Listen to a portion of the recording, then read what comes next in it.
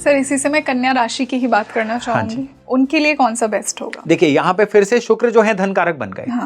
पहले ये मेष वालों के लिए धन कारक बने थे, लेकिन अब यहाँ पे कन्या तक आते आते शुक्र का धन देने का तरीका चेंज हो गया। यहाँ पे शुक्र कहते हैं कि काम में क्वालिटी लेके आओगे तो धन दूंगा। ये लोग जितना क्वांटिटी में काम करते हैं इनके लिए उतना धन कमाने के योग कम होते चले जाते हैं।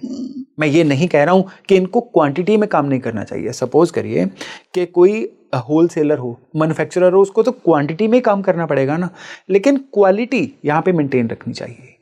और सबसे बड़ी बात क्या है कि इनको अपने जीवन में अपने परिवार से लेके वर्क प्लेस तक हमेशा रिलेशन सही मेंटेन रखने हैं, रिलेशंस में बैलेंस रखना है। तुला राशि का मतलब क्या है? बैलेंस रखना। देखिए राशियां जो है ना, ये इनके सिंबल बड़े तरीके से बनाए गए हैं। एस्ट्रोलॉजी को लर्न करना तभी तो फन बनता है अगर आप चीजों को समझ के करो। रटना है तो जितना मर्जी रट लो, आज रटोगे कल भूल जाओगे। आप सिर्फ ये देखो कि आपको अपने धन कमाने के स्थान पे तराजू दिख रहा है, तो इसका मतलब क्या है? बैलेंस रख के चलो। किस चीज में बैलेंस रखना है? सेकंड हाउस में। सेकंड हाउस किस चीज का है? परिवार का। सेकंड हाउस किस चीज का है? आपके रिसोर्सेज का। सेकंड हाउस किस चीज का? आपकी ईटिंग हैबिट्स का, आपकी वाणी का। अपनी वाणी में बैलेंस बनाओ, अपने खान पान में बैलेंस बनाओ। आपके जो रिसोर्सेज है उसमें बैलेंस बना के रखो ना। सारे रिसोर्सेज सोना खरीदने में मत झोंको, सारे रिसोर्सेज प्रॉपर्टी खरीदने में मत झोंको, सारे रिसोर्सेज कैश में मत रखो, बांट के रखो, बैलेंस बना के रखो, धन बढ़ेगा। ये कन्या वालों के लिए ये चीज एक सिंबल है, या कह लीजिए कुदरत का मैसेज है कि आपका धन योग जागृत किस तरह से होगा।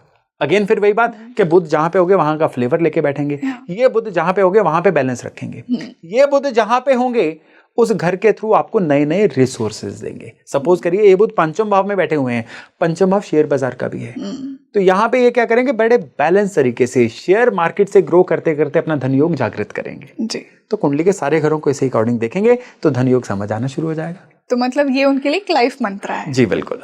सर जैसा आपने कहा कि कन्या के लिए शुक्र धन कारक होता है, और शुक्र तो कहीं ना कहीं मैरिज से भी रिलेटेड है, तो क्या ये हम सेंस बना सकते हैं कि कहीं ना कहीं इनका लाइफ पार्टनर इनकी लाइफ में बहुत धन लेकर आएगा? जी बिल्कुल, ये सेंस बन सकती है। क्योंकि इनका क्या है कि तुला राशि इनके सेकंड हाउस में है। तुला राशि जो है वो शादी की राशि भी है, तो बहुत बार देखा गया है कि शादी के बाद इनका धन योग एक्टिवेट होता है, लेकिन इसको शादी तक सीमित रखना गलत है। इसको शुक्र की जो अन्य क्वालिटीज हैं उन तक भी एक्सटेंड करना होगा, जो कि होती हैं क्वालिटी लेके आना, जो कि होती हैं चीजों में बैलेंस रखना। जी सर, इसी से हम तुला लग्न की बात करते हैं। अब तुला राशि वीनस की है, वीनस को तो पैसों का ही कारक कहा गया है, धन का, समृद्धि का, तो इनके लिए बेस्ट प्लैनेट कौन सा होगा? जी बिल्कुल, जो तुला राशि है शुक्र की राशि है, शुक्र खुद ही धन कारक होते हैं, तो इस धन कारक के लिए धन कौन लेके आएगा? जो सेकंड हाउस में राशि बैठी होगी उसका लॉर्ड लेके आएगा, मंगल। तो मंगल यानी वृश्चिक राशि बैठी हुई है, लेकिन ध्यान दीजिएगा कि मंगल की दो राशियां हैं, एक वृश्चिक और एक मेष। और जब दोनों में मंगल की वर्किंग में जमीन आसमान का फर्क है। कैसे फर्क है? वो फर्क है कि जो वृश्चिक राशि है, अगर आपको वृश्चिक राशि को समझना है ना, तो आप देखिए कि नॉर्मल कुंडली में वृश्चिक राशि 8वें भाव में आती है, जिसको मृत्यु भाव बोला जाता है। ये दरअसल मृत्यु भाव नहीं है। मृत्यु का मतलब क्या होता है कि एक शरीर छोड़ के दूसरे लोक में जाना। मैं चीजों को बहुत ज्यादा उलझाऊंगा नहीं जी। यानी तुला वालों के लिए धन तब आएगा जब ये खुद को ट्रांसफॉर्म करेंगे। 8th हाउस ट्रांसफॉर्मेशन का है, और इनको धन कमाने के लिए काफी पीड़ा से गुजरना पड़ता है।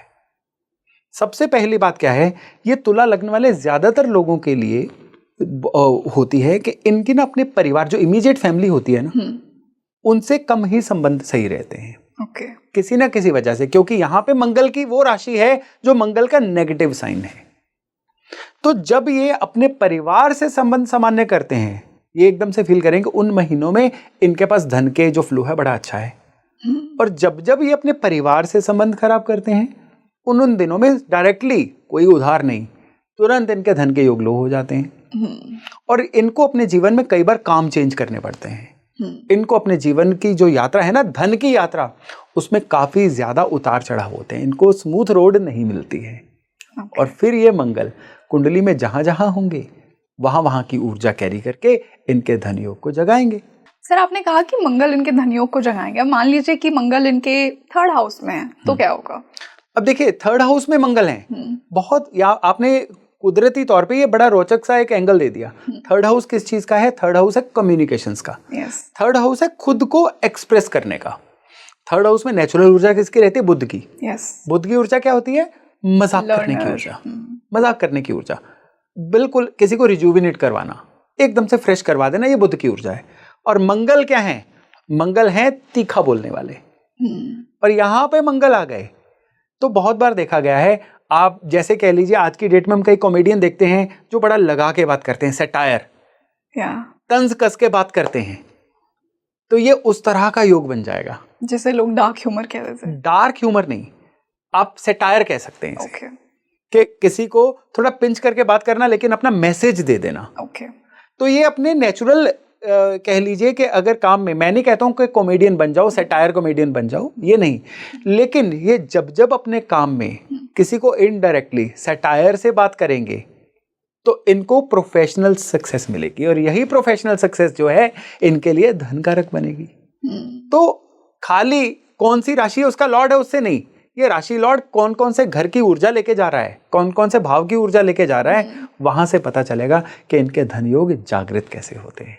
सर इसी से अब हम मंगल की अगली राशि की बात करते हैं, जिनका लग्न वृश्चिक है, उनके लिए बेस्ट प्लैनेट कौन सा होगा वेल्थ के लिए? जी देखिए, जिनका लग्न वृश्चिक है उनके लिए इनके 2nd हाउस में धनु राशि आती है। गुरु की राशि जो है अपने सिंबल से अपना भेद बता देती है। धनु राशि का सिंबल है एक घुड़सवार जो आधा घोड़ा आधा इंसान है, और बिल्कुल उसने तीर की प्रत्यंचा कसी हुई है और एक जगह पे निशाना दिख रहा है। तो इसमें से आप पॉइंट्स निकालिए। पहला पॉइंट है वॉरियर, लड़ने के लिए तैयार। दूसरा फोकस्ड, विजन, एक ही जगह पे निशाना। और तीसरा गुरु की राशि यानी ज्ञानी भी है। तो ये तीनों चीजें इनके लिए धनकारक बनेंगी। इनको अपने जीवन में हायर नॉलेज लेनी होगी। एक ही लेवल पे रहेंगे तो धन नहीं आएगा। ये जितना डिस्ट्रैक्शंस का शिकार रहेंगे, आज की डेट में मोबाइल एक ऐसी मशीन है जो डिस्ट्रैक्ट बहुत ज्यादा करती है, और ये जितना मल्टीटास्कर रहेंगे ना, कहते हैं multitasking is a myth, human brain is not designed to multitask. जी, तो ये इन लोगों को, वृश्चिक लग्न वालों को अगर धन कमाना है तो सबसे पहले मल्टीटास्किंग बंद करनी होगी। One thing at one time, focused रहना होगा, नॉलेज रोज थोड़ी थोड़ी बढ़ानी होगी, और गलत चीज को गलत कहना सीखना होगा। वॉरियर मेंटेलिटी, सही को सही कहो, गलत को गलत कहो, और मत झिझको कि कोई क्या सोचेगा। ये 3 चीजें ये अपनी लाइफ में ले आए, इनके बृहस्पति जागृत हो जाते हैं, और इनके जीवन में जब बृहस्पति पैसा देंगे ना, इतना देंगे कि गिना नहीं जाएगा। सर मान लीजिए ये जो बृहस्पति है 2nd हाउस में ही बैठा है, मतलब अपनी ही राशि धनु में बैठ गया, तो क्या बहुत बेनिफिशियल होगा इनके? बहुत बेनिफिशियल होगा, लेकिन थोड़ा सा साइड इफेक्ट होगा। कैसे? ये साइड इफेक्ट होगा कि अब इनकी वाणी में एक अजीब सा अहंकार आ जाएगा। बृहस्पति नॉलेजफुल है ना, तो फिर ये अपनी, देखिए 2nd हाउस में नेचुरल ऊर्जा शुक्र की भी रहती है। शुक्र जो है शो ऑफ के कारक है, तो ये अपनी वाणी को शो ऑफ करना, हर दूसरी बात पे कहते हैं ना, वो एक मुझे गजल की पंक्तियां याद आ रही है, हर एक बात पे कहते हो कि तू क्या है, तुम ही कहो ये अंदाजे गुफ्तगू क्या है। तो ये ऐसे लोग बन जाते हैं जो सामने वाले को अपनी वाणी से थोड़ा सा हर्ट कर सकते हैं, या इनकी वाणी में कहीं ना कहीं एरोगेंस दिख सकती है, और वो धन के लिए नेगेटिव होगी। तो जुपिटर जहां पे भी है वहां की ऊर्जा कैरी करेगा। जुपिटर अष्टम भाव में है, अष्टम भाव की ऊर्जा दे देने की। तो ये क्या है, किसी की हेल्प करते हुए नहीं सोचेंगे, और ये जितना लोगों की हेल्प करेंगे उतना इनके जीवन में धन आएगा। तो कोई प्लेनेट कहां पे बैठा हुआ है वहां की एनर्जी जरूर देगा।